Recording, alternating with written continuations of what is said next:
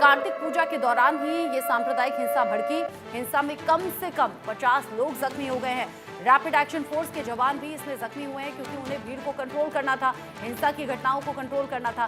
30 से ज्यादा घरों में तोड़फोड़ की खबर है। भारी पुलिस बल तैनात किया गया है, इंटरनेट बैन कर दिया गया है। हिंसा फैलाने के आरोप में कई गिरफ्तारियां भी हुई हैं, जो जानकारी मिल रही है। कई इलाकों में धारा 163 लागू की गई है ताकि लोगों को और हिंसा की इन घटनाओं को कंट्रोल किया जा सके। जिस तरीके से घटना सामने आई मुर्शिदाबाद में, उसके बाद सवाल बहुत से उठ रहे हैं। दो समुदायों में झड़प की ये घटना है जहां पर डिस्प्ले बोर्ड पर लड़ाई यहां पर हो गई और आगजनी की तस्वीर आप देख रहे हैं। यहाँ वहां पत्थर भी बिखरे हुए हैं, पत्थरबाजी हुई, कई लोग इसमें चोटिल भी हो गए हैं। अब इस घटना के बाद में भारी पुलिस फोर्स की तैनाती की गई है। कई इलाके ऐसे हैं जो ज्यादा सेंसिटिव हैं, जहां पर धारा 163 लागू की गई है। मुर्शिदाबाद में हालात काबू करने की कोशिश, और ऐसे में कार्तिक पूजा के दौरान ये जो हिंसा भड़की, इसके बाद लोगों का गुस्सा भी देखने को मिल रहा है। हंगामा, तोड़फोड़ और आगजनी की इस घटना के बाद में डिस्प्ले बोर्ड की लड़ाई आखिर कैसे गोलीबारी तक पहुंच गई, कैसे दो पक्षों ने एक दूसरे को नुकसान पहुंचाने के इरादे से पत्थर भी फेंके, फिर झड़प भी हुई, मारपिटाई भी हुई और 30 घर ऐसे हैं जिनमें तोड़फोड़ की गई है। यानी बड़ी ये घटना है और पुलिस चौकन्नी हो गई है। रौनिक दत्ता इस खबर को लेकर ज्यादा अपडेट के साथ जुड़ गए इंडिया न्यूज संवाददाता। रौनिक, इससे पहले भी अलग अलग त्योहारों के मौके पर हिंसा भड़की है। यहाँ कार्तिक पूजा के दौरान दो गुटों में झड़प की खबर, कुछ तस्वीरें हम देख रहे हैं, बाकी का अपडेट आप बताइए, क्या किया पुलिस ने अब तक? देखिए, मुर्शिदाबाद का बेलडांगा का वार्ड नंबर 10 और वार्ड नंबर 12, ये दोनों जगह में ये हिंसा का घटना सामने आया है। जैसे कि बेलडांगा पुलिस की तरफ से जो कहा जा रहा है कि शनिवार रात से ये घटना और भी बढ़ने लगा था। शनिवार शाम में जब कार्तिक पूजा का टाइम चल रहा था, उसी टाइम पर एक जगह पर वार्ड नंबर 10 में, बेलडांगा का वार्ड नंबर 10, उस जगह में एक जो लाइटिंग तैयार किया गया था, उस लाइटिंग में एक स्लोगन लिखा हुआ था। वो स्लोगन को देखते हुए ये प्रोटेस्ट जो है वो चालू हुआ था। पहला ये जो प्रोटेस्ट ये कम्युनिटी के ऊपर आया, ये पूजा बंद करने का धमकी भी दिया गया, मगर जो लोग पूजा कर रहे थे उन लोगों की तरफ से जब पूजा बंद नहीं किया गया तो पूजा मंडप के ऊपर हमले का घटना घटा। करीब 30 के ऊपर घर को तोड़फोड़ किया गया है। जैसे कि पुलिस की तरफ से बोला जा रहा है कि ये पूरा घटना में अभी तक 8 लोगों को गिरफ्तार किया गया है, जिसको 29 तारीख तक पुलिस कस्टडी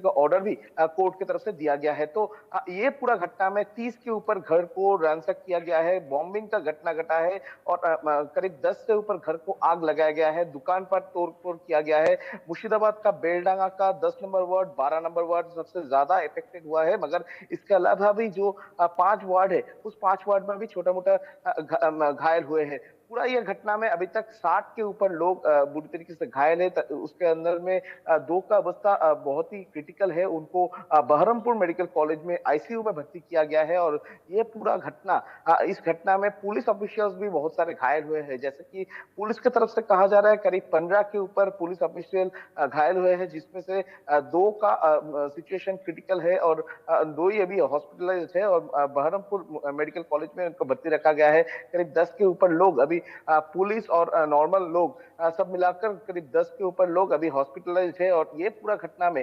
8 लोगों को गिरफ्तार किया गया है। और भी कौन कौन लोग शामिल थे ये जानने का कोशिश अभी पुलिस की तरफ से किया जा रहा है। और फिलहाल पुलिस की तरफ से कहा जा रहा है कि ये पूरा घटना को देखते हुए सीसीटीवी जो फुटेज अभी पुलिस की तरफ से छाना जा रहा है। और ये जो 8 लोगों को गिरफ्तार किया गया है, उनको पुलिस रिमांड में लेने के बाद ही इनके साथ कौन कौन शामिल था, ये पूरा जो हमले का घटना घटा, ये जो हिंसा का घटना घटा, इसमें कौन मदद दे रहा था, किसके कहने पर ये घटना घटा और किस वजह से ये घटना घटा, ये जानने का कोशिश अभी पुलिस की तरफ से किया जाएगा। पुलिस ये भी जानने की कोशिश करेंगे कि ये पूरा घटना प्री प्लान घटना है या एक अचानक हो जाने वाले घटना है। क्योंकि इस तरीके का जो हिंसा का घटना इसके पहले भी इस बेलडांगा में हुआ था। जैसे कि रामनवमी के दिन में हमले का घटना घटा था। उसके बाद दुर्गा पूजा का जब विसर्जन हो रहा था, उसी टाइम पर लेकिन सवाल ये, यहाँ पर 50 लोग जख्मी हो गए, रैपिड एक्शन फोर्स के जवान भी इसमें जख्मी हुए हैं, उनकी हालत क्या है? क्या ये नॉर्मल चोटें हैं या कोई गंभीर स्थिति में जख्मी है, ये भी बताइए। साथ ही मुझे बताइए कि पश्चिम बंगाल के अलग-अलग हिस्सों में एक ही पैटर्न जैसे ये हंगामे क्यों होते हैं, वो भी कुछ खास त्योहारों के आसपास में? हाँ, एकदम ही देखिए मुर्शिदाबाद का बेलडांगा का ये घटना में करीब 60 के ऊपर लोग अभी बुरी तरीके से घायल है। 30 के ऊपर घर तोड़-फोड़ किया गया है, जिसमें 10 घर में आगजनी का घटना भी घटा है। और ये पूरा घटना में जो 60 लोग घायल है, इसमें से बुरी तरीके से घायल है करीब 10 के ऊपर लोग जो अभी भी हॉस्पिटल में एडमिट है। और कल हॉस्पिटल में 2 रैपिड एक्शन फोर्स के ऑफिसर्स को भी एडमिट करना पड़ा था। रैपिड एक्शन फोर्स जब ये एरिया को कंट्रोल करने के लिए अंदर जाने का कोशिश कर रहे थे, पुलिस जब अंदर जाने का कोशिश कर रहे थे, उनको रोका गया, उनको देखते हुए पत्थर फेंका गया। और इसी पत्थर की वजह से 2 रैपिड एक्शन फोर्स के ऑफिसर्स को घायल हुआ है और उसके साथ बहुत सारे पुलिस ऑफिसर्स भी घायल हुए हैं।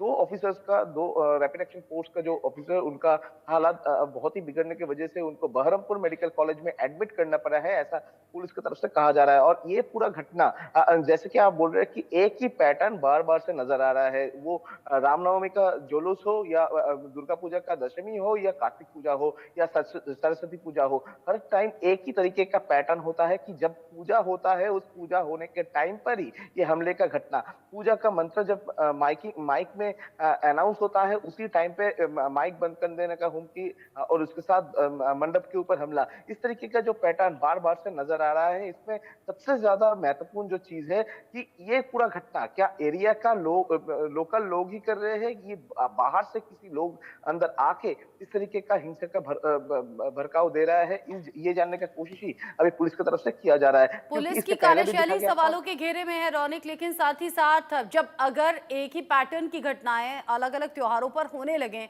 और अब खास तौर से यहाँ पर हिंदुओं से जुड़े हुए त्योहारों पर अगर इस तरह का बवाल या हिंसा की घटनाएं सामने आती हैं और सवाल फिर ममता सरकार से होता है, तो क्या ये एक्स्ट्रा जिम्मेदारी नहीं बनती कि हालात को सामान्य रखना है और फिर भविष्य में इस तरह की घटनाएं ना हो तो इंतजाम पहले से कर लेने हैं, जो कि नहीं किए गए?